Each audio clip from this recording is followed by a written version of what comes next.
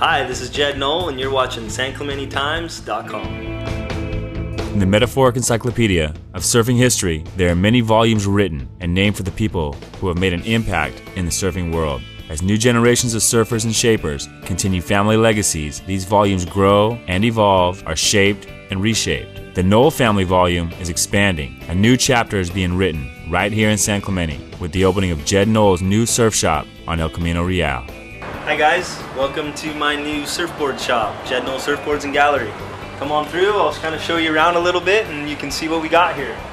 That's James. We've got all of our accessories and things here in the front room. Some surfboards and some apparel. We've got the little one coming, cruising through, just learning how to walk, Trinity. We've got a rack of small boards all the way up through classic longboards and things. And then we've got our gallery. Welcome to the gallery. This is where we have all of our art, and we have our paintings and wood boards that my father and I work on together at this point. The interesting thing about this is that this color of wood, this piece of wood here, is how this wood starts. And so what we do is we take this wood, which is a very blonde kind of plain wood, and we actually spalt it, which means to rot. And this process takes anywhere from 6 months to a year, depending on the habitat that the wood has. It's kind of where my history comes from, I guess. It starts with those black and white shorts and the surfboards that he made and things. This is kind of where it started. That's where the marketing started, I guess. This is a recreation of the Mickey Dora DeCap model surfboard that my dad and Mickey Dora created together in the 60s. And this here is what we call the portal. It's made out of solid koa wood. It's hand rub oil finish on there.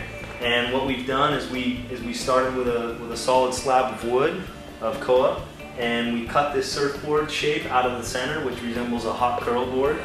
And then we shaped it, and we placed it back into the slab of the board, and we've got it on pins so that it can rotate around.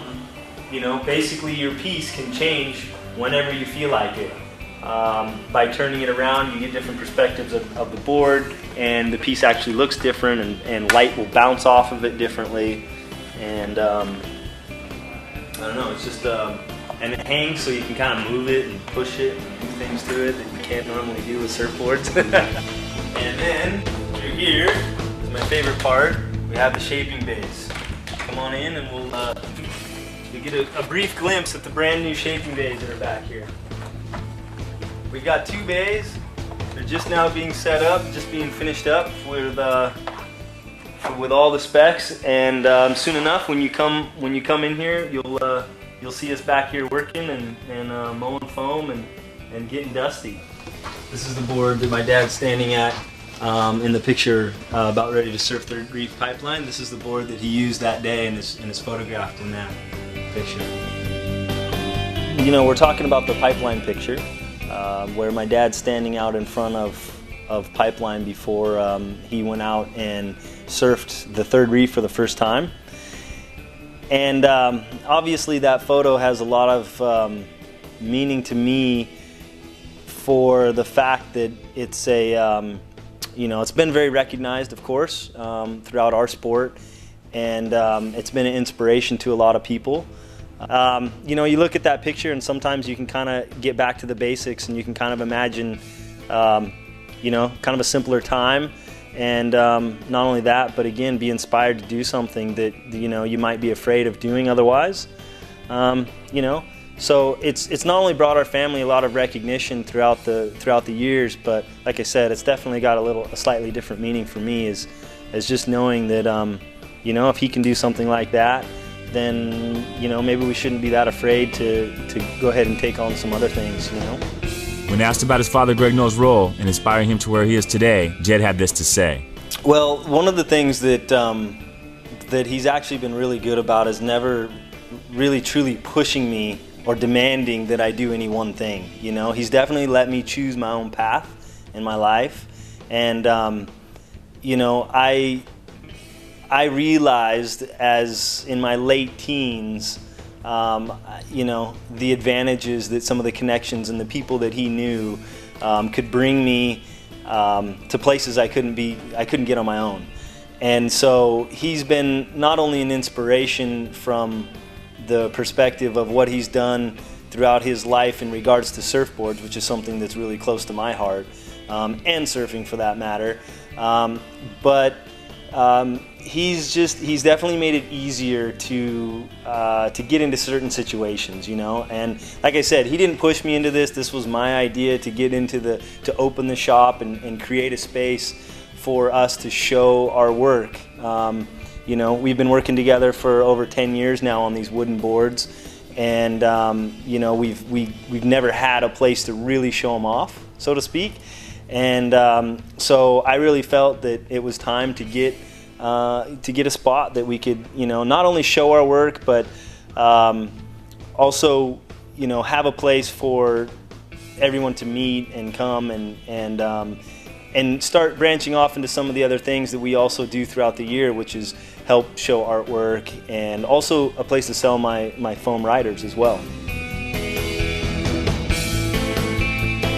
The Nueva, this one as he's paddling out, and the Phil Edwards are all Joe Aaron's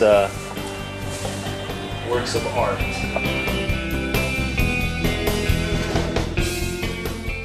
How did you get the idea to open up a shop that's as diverse as this? Part surf shop, part shaping room, part gallery. What gave you the idea to combine that? Well, the inspiration really came just from the fact that this is really what we do, you know. I mean, these are all of the parts that we have a connection to, you know. And, you know, I've been into a lot of surf shops in my time, and you know, I wanted to do something a little different than anybody else. I mean, that's part of my deal, is coming into town here. There's a lot of successful people who've been here selling surfboards, making surfboards, selling surf products and things for, like I said, you know, their lifetimes pretty much. They've grown up here. So if I was going to come into this area, I knew it had to be under slightly different circumstances. And so, you know, again, shaping something that I do all the time. The wood boards are something I'm immersed in with my dad, you know, all year long. The foam boards and selling boards and things are something that I do all year long. The artwork are all, you know, all these people in here are friends of mine who are displaying pieces. And the art and the wood boards go so well together. And so it just made sense, really. This is a recreation of what Duke took around the world with him when he was in the Olympics, winning his gold medals. This is basically the shaped surfboard that he brought around, and this is what introduced a lot of common people into the sport of riding waves, basically. This is the board that my dad used to surf Makaha in the big swell on Oahu in 1969. You know, again, I have a lot of friends who are photographers and who are artists in their own way, whether it's sculpture, whether it's mixed media, oil, they've got all sorts of different things. And so the idea is to use this space to help promote them and to help create some fun evenings for, you know, the general public around here to be able to come and enjoy. So yeah, I just wanted to try and create some place that, you know, was comfortable for people, and they had a reason to come back and kind of enjoy themselves. And the massage chair doesn't hurt either. Rob Elseewi, SCTimes BoardShorts. See you next week.